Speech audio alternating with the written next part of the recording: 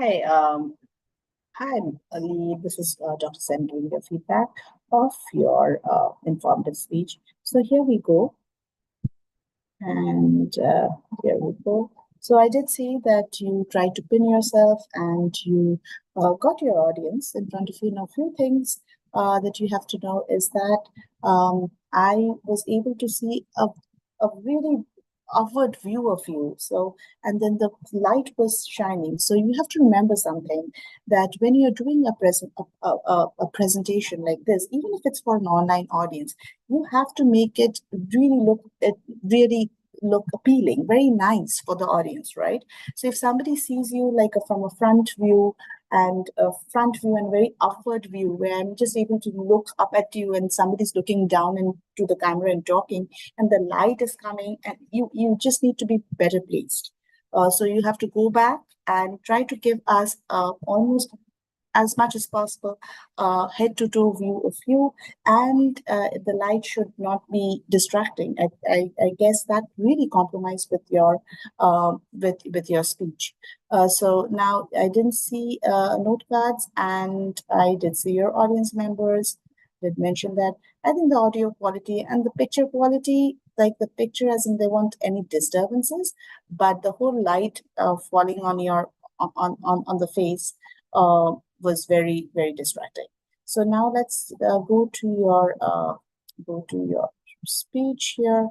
A few things that I want to say is just remember how well you did your storytelling speech.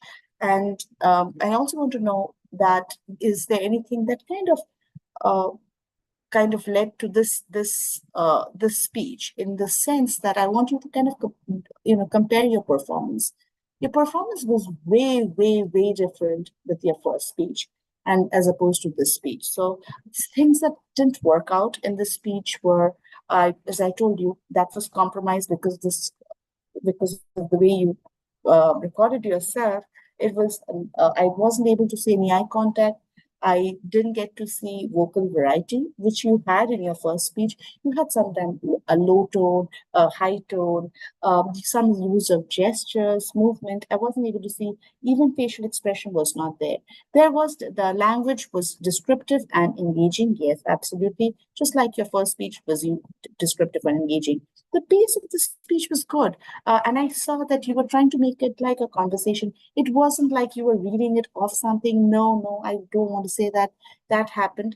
But it's just that the energy was missing in the speech. It seemed that you were not enthused about your speech. So, kind of like you have to do some effective repetition. You have to be like show your emotions within the speech. Show effective use of silence. I don't see that there, even your vocalized pauses, some of the ahs were slightly distracting within the speech. Not too much, but slightly distracting. I didn't see any. I don't know why you didn't have any visuals for your speech.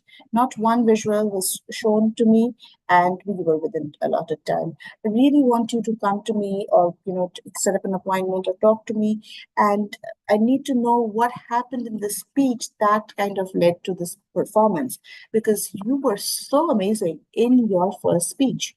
Just remember what you did in your first speech that worked so well.